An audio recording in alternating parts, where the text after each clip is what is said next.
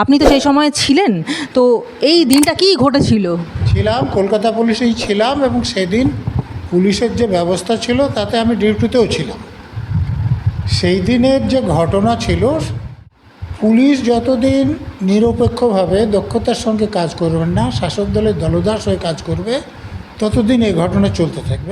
এবং এই সমঝোতার ফলেই সিবিআই কাজ করতে পারেনি, কারণ আমাদের তো এই রকম লোকরা সিবিআইয়ের প্রধান হন। তো সেই রকম লোকেরা যদি হন, তো সেখানে রাজনৈতিক প্রভাব থাকলে এখানে তদন্ত যে ঠিকমতো হবে না, সেটাই স্বাভাবিক। হাইকোর্টে যখন এগুলো নিয়ে আলোচনা হবে, এরকম আরও অনেক ক্ষেত্র আছে যেখানে বিচারক যেভাবে রায় দিয়েছেন সেই রায় দেওয়া যায় বলে আমার ধারণা নয়। তো এটা নিশ্চিতভাবে প্রমাণ করে যে পুলিশের লোকেরা শাসক দলের নেতাদের সঙ্গে এই খুনে এবং প্রমাণ লোপাটে জড়িত ছিল। এই সঞ্জয় রায়ের যে যাবজ্জীবন কারাদণ্ড দেওয়া হয়েছে, শিয়ালদা কোর্টের রায় যদি আপনি দেখেন, তো সেখানে হাইকোর্টে বেকসুর খালাসও হয়ে যেতে পারে, না হলে শাস্তি যদি কোনো লঘু শাস্তি হয় তাহলে আমি কিছু আশ্চর্য হব না। কারণ আর যদি প্রমাণ তাদের কাছে ছিল তাহলে নির্দিষ্ট সময় তাদের বিরুদ্ধে চার্জশিট দিলেন না কেন? এতে সিবিআইয়ের যে উদ্দেশ্য সে ব্যাপারে সন্দেহ জাগে। তারপর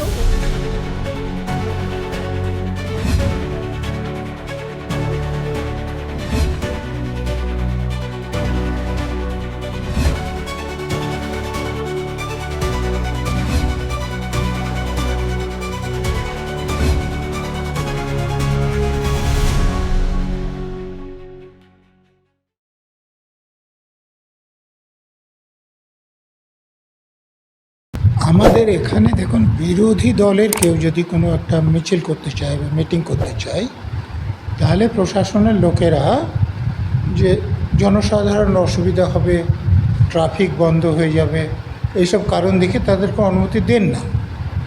আর এখানে হাইকোর্টে দেখুন, যে হাইকোর্ট যখন জানতে চাইলো যে এই যে 21শে জুলাইয়ের জন্য এত লোক নিয়ে আসা হবে, গাড়ি নিয়ে আসা হবে, এর জন্যে অনুমতিটা কে চেয়েছে? তো দেখুন, পুলিশের পক্ষ থেকে সেটা বলা গেল না কে অনুমতি চেয়েছে, এবং দলের পক্ষ থেকেও বলতে পারলো না যে আমরা অনুমতি চেয়েছিলাম এবং অনুমতি পেয়েছি। অর্থাৎ এখানে বিরোধী দলের লোকেরা অনুমতি চাইলেও তাদেরকে দেওয়া হয় না, কিন্তু শাসক দলের লোকেরা অনুমতি না চাইলেও তাদেরকে অনুষ্ঠান করতে কোনো রকম আটকানো হয় না। বিরোধী দলের লোকদের কিছু করতে যদি ট্রাফিক অসুবিধা হয়, লোকের অফিসে যাতায়াতের অসুবিধা হয়, তাহলে এই অফিসের দিনে 21শে জুলাই যেভাবে করা হয়, সারা রাজ্য থেকে লোকদের গাড়িতে করে, ট্রেনে করে বা অন্যভাবে নিয়ে এসে গাড়িগুলোকে পুরোপুরি ট্রাফিক বন্ধ করে দেওয়া হয়, অফিসের লোকেরা অফিসে যেতে পারেন না, অন্য কোনো কাজে যারা যেতে চান সেখানে যেতে পারেন না। তো এটা তো যাতে না হয় সেটা প্রশাসনের দেখার কথা ছিল, কিন্তু দুঃখের বিষয় প্রশাসন না দেখার ফলে যে আইনজীবীদের কাউকে কোর্টে যেতে হয়েছে এবং হাইকোর্টকে এটা দেখতে হচ্ছে। কিন্তু হাইকোর্টকে দেখার আগে প্রশাসনের এটা দেখার দরকার ছিল। যদি প্রশাসন চায় তাহলে সম্ভব, যদি প্রশাসন না চায়, কারণ তারা ঠিকমতো কাজ করেছে কি না সেটা দেখে তাদের বিরুদ্ধে ব্যবস্থা যিনি নেবেন, কিন্তু রাজ্যের শাসক দলের সর্বোচ্চ নেত্রী, তিনি পুলিশ মন্ত্রী, তিনি মুখ্যমন্ত্রী। পুলিশের লোকেরা জানেন যে আমাদের বিরুদ্ধে আমরা কাজ না করলেও যেহেতু এটা শাসক দলের পক্ষে যাচ্ছে, তারা কোনো ব্যবস্থা নেবেন না। অতএব এটা যে লাগু করা সেটা কতটা হবে সে ব্যাপারে আমার সন্দেহ আছে, কিন্তু হাইকোর্টের যে আদেশ সেটা খুবই যুক্তিযুক্ত। দেখুন, আমাদের কলকাতা শহরে অন্য দূর দূরান্ত থেকে তো বিভিন্ন জিনিসপত্র নিয়ে লরিগুলো ঢোকে, কিন্তু সে প্রতিদিনের জন্য একটা অর্ডার আছে যে লরিগুলো কত পর্যন্ত ঢুকতে পারবে এবং রাত কটার পর আবার ঢুকতে পারবে। তো হাইকোর্ট যে আদেশটা দিয়েছে সেটা তার সঙ্গে যুক্তি দিয়ে দেওয়া হয়েছে, এবং হাইকোর্ট যে আদেশ দিয়েছে যে কোনো একটা দল তাদের শক্তি প্রদর্শন করবে, তার জন্যে রাজ্যের সব কিছু কাজ বন্ধ হয়ে যাবে, এটা হতে পারে না। এখন হাইকোর্ট কোনো আদেশ দিলে সেটা আমার পছন্দ হোক আর নাই হোক, আমি মানতে বাধ্য। আমি যদি বলি যে মানব না, তাহলে আমার বিরুদ্ধে কন্টেম্পট অফ কোর্টের ব্যবস্থা নেওয়া যেতে পারে। এখন যারা এরকম কথা বলছেন তাদের বিরুদ্ধে হাইকোর্ট কন্টেম্পট ইস্যু করে তাদেরকে সাজা দেবেন কি না সেটা আলাদা কথা, কিন্তু হাইকোর্ট দিতে পারে। আপনি তো সেই সময় ছিলেন, তো এই দিনটা কি ঘটেছিল? ছিলাম, কলকাতা পুলিশেই ছিলাম, এবং সেদিন পুলিশের যে ব্যবস্থা ছিল তাতে আমি ডিউটিতেও ছিলাম। সেই দিনের যে ঘটনা ছিল সেই ঘটনা কংগ্রেস করেছিল, এবং তখন বর্তমানে যে শাসক দল এই 21শে জুলাই পালন করেছে তাদের তখনও জন্মই হয়নি। তো সেখানে তারা কতজন পুলিশ অফিসারকে জখম করেছিলেন, কতটা ব্যারিকেড ভেঙেছিলেন, কতটা বাসে আগুন লাগিয়েছিলেন, কতটা গাড়ি ভাঙচুর করেছিলেন, এ ব্যাপারে একটা রিপোর্ট এখন যিনি রাজ্যের শাসক দলের নেতা, কিছুদিন আগে মন্ত্রীও ছিলেন, তখন হোম সেক্রেটারি ছিলেন মনীশ গুপ্তা, এফিডেভিট করে হাইকোর্টে জমা দিয়েছিলেন। তো সেখান থেকে আপনারা বুঝতে পারবেন যে সেদিন এখন যিনি শাসক দলের নেত্রী তারা যে আন্দোলন করেছিলেন সেটা কতটা আক্রমণাত্মক ছিল, এবং যার ফলে তাদের উপর গুলি চালাতে পুলিশ বাধ্য হয়েছিল। আমি আর একটা দিকের কথা বলবো, যে এই যে লোকগুলো পুলিশের গুলিতে মারা গিয়েছিল তাদের জন্য আপনি শহীদ দিবস পালন করছেন, তো আপনার দল করার জন্যে যে মালদাতে যে সরকারকে হত্যা করলো, তেয়ারিকে অ্যারেস্ট করলো, আপনার দলের লোকে আপনার দলকে মেরেছে। ওখানে আবুল কালামের জন্য মইনুল অভিযুক্ত করা হলো, বা যে ভাঙড়ে রাজা খান কলকাতার খুব কাছে, এখন কলকাতা পুলিশের মধ্যেও, তার জন্যে শাসক দলেরই নেতাদের অ্যারেস্ট করা হলো। তো এই যে সাঁইথিয়াতে যে পীযূষ ঘোষ খুন হলো, এগুলো তো আপনার দলের লোক। তো এইগুলো যে খুন হচ্ছে তাদের জন্য আপনারা শহীদের সম্মান দেওয়ার ব্যবস্থা করুন। আপনারা যখন আপনার দলের জন্মই হয়নি তখন একটা আন্দোলন হয়েছিল, সেই নিয়ে আপনারা এখন মাতামাতি করছেন। আপনাদের দোষে ঘটনা ঘটেছে, আর এই যে করা হচ্ছে এটা কিন্তু শহীদদের তর্পণ দেওয়া নয়। আপনি যেটা বললেন যে ডিজি বাঁচিয়ে, আমি বিভিন্ন টিভি চ্যানেলে দেখেছি, এখনও দেখানো হচ্ছে, বিভিন্ন সোশ্যাল মিডিয়া আপনি দেখতে পাবেন, যে রীতিমতো খুব চটুল নাচ করা হচ্ছে, যেন খুব ফুর্তি করছে লোকগুলো, যে শহীদের লোকগুলো মারা গিয়েছে তাদের স্মৃতিতে সম্মান জানানোর জন্য অনুষ্ঠানে এরকম চটুল নাচ গান চলছে। এটা শহীদদেরকে শ্রদ্ধা জানানো নয়, আসলে দেখানো যে দেখো রাজ্যের কত লোক আমার সঙ্গে আছে, ভোটে যাতে সুবিধা হয়, ক্ষমতা জাহির করার জন্যে 21শে জুলাই পালন করা হচ্ছে। স্যার, আরেকটা অন্য প্রশ্ন করব, যে অভিজিৎ সরকারের খুনের মামলায় এবার আদালতে হাজিরা দিলেন নারকেলডাঙ্গা থানার তৎকালীন ওসি শুভজিৎ সেন এবং তৎকালীন সাব ইন্সপেক্টর রত্না সরকার ও হোমগার্ড দীপঙ্কর। 2021 সালের বিধানসভা নির্বাচনের ফল ঘোষণার দিন, মানে 2রা মে বিকেলে কাকুরগাছিতে বিজেপির কর্মী অভিজিৎ সরকারকে পিটিয়ে খুনের অভিযোগ ওঠে, এবং তখনই পুলিশের বিরুদ্ধে গুরুতর অভিযোগ তুলেছিলেন তার দাদা বিশ্বজিৎ সরকার। সিবিআইকে দেওয়া বয়ানে তিনি স্পষ্টভাবে জানিয়েছিলেন যে দুষ্কৃতীরা তার ভাইকে পিটিয়ে হত্যা করার পর সেখানে যে রক্ত পড়েছিল সেটা নাকি তখন ধুয়ে দিয়েছিলেন নারকেলডাঙ্গা থানার তৎকালীন ওসি শুভজিৎ সেন।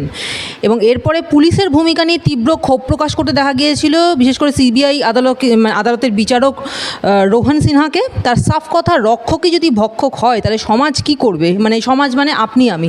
এটা শুধু তো একবার নয়, বারবার বিভিন্ন ক্ষেত্রে পোস্ট পোল ভায়োলেন্স বা প্রি পোল ভায়োলেন্সে কিন্তু এই ঘটনা ঘটেছে। আর কতদিন চলতে থাকবে এই বিষয়টা? পুলিশ যতদিন নিরপেক্ষভাবে দক্ষতার সঙ্গে কাজ করবেন না, শাসক দলের দলদাস হয়ে কাজ করবে, ততদিন এই ঘটনা চলতে থাকবে। আপনি যে ঘটনাগুলো বললেন, যে ফল ঘোষণার পর যে শাসক দলের গুন্ডা নেতারা সে একজন বিরোধী দলের সমর্থককে পিটিয়ে খুন করছেন পুলিশের উপস্থিতিতে, পুলিশ চেষ্টা করলে সেই খুনটা নিবারণ করতে পারতেন, কিন্তু করেননি। শুধু তাই নয়, আপনি যে কথাটা আপনি জেনে নিন, যে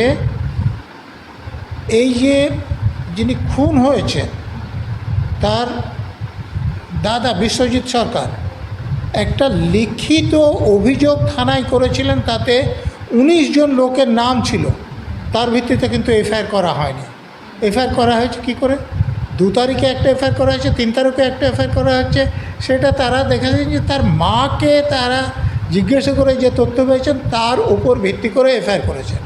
অর্থাৎ পুলিশ যে পরিকল্পিতভাবে যাদের নাম লেখা হয়েছে এফআইআরে তাদের নাম না থাকে, তার জন্য লিখিত অভিযোগ পাওয়ার পরেও তার ভিত্তিতে এফআইআর না করে এই শাসক দলের গুন্ডা নেতাদের বাঁচানোর জন্যে নিজেরা তার মাকে জিজ্ঞাসাবাদ করে পেয়েছেন বলে কারো অপরাধীদের নাম এফআইআরে না দিয়ে দুদিন পর পর এফআইআর করেছে।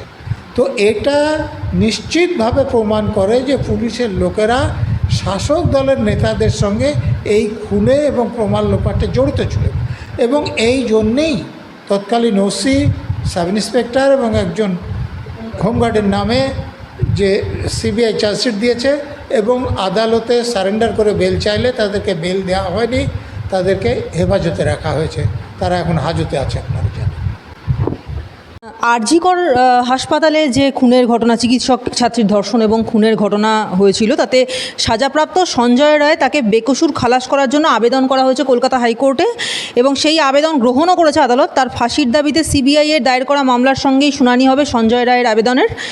সেপ্টেম্বর মাসে এই মামলার পরবর্তী শুনানি হবে এবং এই মামলার আরজি করে নির্যাতিতার পরিবারও যুক্ত হতে পারবে বলে জানিয়েছেন বিচারপতি দেবাংশু বসাকের ডিভিশন বেঞ্চ। আপনার কি মনে হয় যে নির্যাতিতা যে মেয়েটি অভয়া, তা মানে সে কি সুবিচার পাবে অবশেষে? না, শুধুমাত্র সঞ্জয় রায়ের সাজা হতে কি তিনি সুবিচার পেয়েছেন? পাননি। যারা প্রকৃত দোষী তাদের তো সাজা হয়নি। আর এই সঞ্জয় রায়ের যে যাবজ্জীবন কারাদণ্ড দেওয়া হয়েছে, শিয়ালদা কোর্টের রায় যদি আপনি দেখেন, তো সেখানে হাইকোর্টে বেকসুর খালাসও হয়ে যেতে পারে, না হলে শাস্তি যদি কোনো লঘু শাস্তি হয় তাহলে আমি কিছু আশ্চর্য হব না।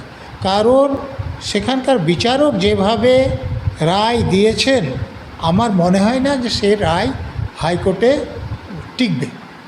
আমি একটা উদাহরণ দিচ্ছি। দেখুন, যে স্বাক্ষর প্রমাণের ভিত্তিতে তাকে সাজা দেওয়া হয়েছে, তাতে বলা হয়েছে যে নির্যাতিতার শরীর বা তার কাছাকাছি থেকে যেসব চুল সংগ্রহ করা হয়েছিল তাতে সঞ্জয় রায় চুল পাওয়া গিয়েছে। সঞ্জয় রায়ের উকিলের বক্তব্য ছিল যে তার মক্কেলের চুল মক্কেলকে অ্যারেস্ট করার পর পুলিশের লোকেরা ছিঁড়ে নিয়ে দিয়েছে, ওখান থেকে পায়নি। বিচারক সেটাকে কাউন্টার করেছেন এই বলে যে তাকে যে অ্যারেস্ট করার আগে এই চুলগুলো সিজ হয়েছিল, কিন্তু বিচারক এটা খতিয়ে দেখেননি বা তিনি জানতেন না, এমনও হতে পারে যে আগে চুলগুলো সংগ্রহ করা হয়েছে বললেও এগুলো পরীক্ষার জন্য পাঠানো হয়েছে এই সঞ্জয় রায়কে গ্রেপ্তারের পর। অতএব এটা আমি বলছি না যেটা হয়েছে, কিন্তু এটা হওয়া সম্ভব যে তার কাছ থেকে চুল ছিঁড়ে তার সঙ্গে মিশিয়ে পরীক্ষা করতে পাঠানো হয়েছে। অতএব হাইকোর্টে যখন এগুলো নিয়ে আলোচনা হবে, এরকম আরও অনেক ক্ষেত্র আছে যেখানে বিচারক যেভাবে রায় দিয়েছেন সেই রায় দেওয়া যায় বলে আমার ধারণা নয়। এই বিষয়ে আরেকটা প্রশ্ন করব যে এই যে নির্যাতিতা অভয়ার পরিবার কিন্তু প্রথম থেকেই সিবিআইয়ের কাজকর্ম নিয়ে বা সিবিআইয়ের ভূমিকা নিয়ে যথেষ্ট অসন্তুষ্ট। এর আগে তারা সীমা পাহুজার বিষয়ে বলেছিলেন যে সীমা পাহুজা ইচ্ছাকৃতভাবে এই তদন্তকে ঝিমিয়ে দিয়েছেন বা তদন্তকে সেভাবে ঠিকমতো করতে দেননি, তা অথবা এই প্রশ্নও তারা তুলেছিলেন যে ঘটনার পুনর্নির্মাণ তিনি করেননি বা সিবিআই করেনি। সুতরাং সিবিআইয়ের কাজ নিয়ে অসন্তোষ তারা প্রকাশ করেইছিলেন। এখন তার সঙ্গে কলকাতার প্রাক্তন পুলিশ কমিশনার বিনীত গোয়েলের সঙ্গে সিবিআইয়ের শীর্ষকর্তা সম্পত মিনার সম্পর্ক নিয়েও এখন প্রশ্ন তুলছেন তারা। আরজি করের এই ধর্ষণ খুনের ঘটনায় যে তাদেরও কোনো একটা যোগ আছে বলে তারা মনে করছেন। বুধবার শিয়ালদা আদালত, আপনি যেটা ঠিক বলছেন না, তারা ব্যাচমেট। যেমন প্রতি বছর তো আইপিএসে লোক ভর্তি হয়, তো দুজনে একই বছরে ভর্তি হয়েছেন, একই সঙ্গে ট্রেনিং নিয়েছেন, এদেরকে ব্যাচমেট বলে। তো ব্যাচমেট হলে স্বাভাবিক জানাশোনা থাকে, তার দ্বারা প্রভাবিত হতে পারেন, হয়েছে কি না আমি জানি না। কিন্তু আমি বলবো যে এই সিবিআইকে প্রভাবিত করার জন্য ব্যাচমেট হওয়ার দরকার নেই। আমাদের রাজ্যের শাসক দলের উচ্চস্তরের নেতা নেত্রীদের সঙ্গে কেন্দ্রের শাসক দলের উচ্চস্তরের নেতা নেত্রীদের সঙ্গে একটা সমঝোতা আছে, এবং এই সমঝোতার ফলেই সিবিআই কাজ করতে পারেনি। কারণ আমাদের এখানেও যাদেরকে ডিজি করা হয় বা সিপি করা হয় বা সিআইডির প্রধান করা হয়, সাধারণত সৎ মানুষকে করা হয় না। তিনি সিবিআই যাদের ডাইরেক্টর করা হয় অর্থাৎ প্রধান সাধারণত সৎ মানুষের করা হয় না, ওই শাসক দলের নেতাদের কথা শুনে চলে সেরকম লোককে করা হয়, যাদের অধিকাংশ অসৎ হন। এবং সিবিআই ডাইরেক্টরদের অনেকের বিরুদ্ধেই সিবিআই পরবর্তীকালে কেস করেছে। আপনার বলছেন যে সিনহা ডাইরেক্টর ছিলেন, তার বিরুদ্ধে সিবিআই কেস করেছিলেন, তার বিরুদ্ধে চার্জশিটও হয়েছিল এবং তার বিচার হচ্ছিল। তিনি মারা গিয়েছেন বলে তার জেলে যেতে হয়নি, নাহলে জেলে যেতে হতো। তো এই রকম লোকরা সিবিআইয়ের প্রধান হন। তো সেই রকম লোকেরা যদি হন, তো সেখানে রাজনৈতিক প্রভাব থাকলে এখানে তদন্ত যে ঠিকমতো হবে না, সেটাই স্বাভাবিক। তাহলে আরেকটা বিষয় অনেকটা পরিষ্কার হয়ে যাচ্ছে আপনার কথার থেকে, যে অভয়ার মা বাবার বাড়িতে, মানে অভয়ারদের যে বাড়ি, সেই বাড়িতে কিন্তু কিছুদিন আগে সিবিআইয়ের পক্ষ থেকে সীমা পাহুজা এসেছিলেন এবং তিনি বারবার 2 ঘন্টা ধরে প্রায় বসে এটাই বোঝানোর চেষ্টা করেছিলেন যে সিবিআই যাকে চার্জশিট দিয়েছে সেই সঞ্জয় রায়ই একমাত্র দোষী। কোনোভাবেই অভয়ার মা বাবাকে কিন্তু অন্য কোনো দিকে যেতেই দেননি, তাদের মনটা ওই দিকেই ঘোরানোর চেষ্টা করেছেন যে একমাত্র মেনে নিতে হবে সঞ্জয় রায়ই দোষী। তাহলে সেক্ষেত্রে কি রাজনৈতিক চাপের জন্যই সিবিআই এরকম করতে পারে বলে মনে করেন? সিবিআই আমাদের দেশের সবথেকে নামকরা তদন্তকারী সংস্থা।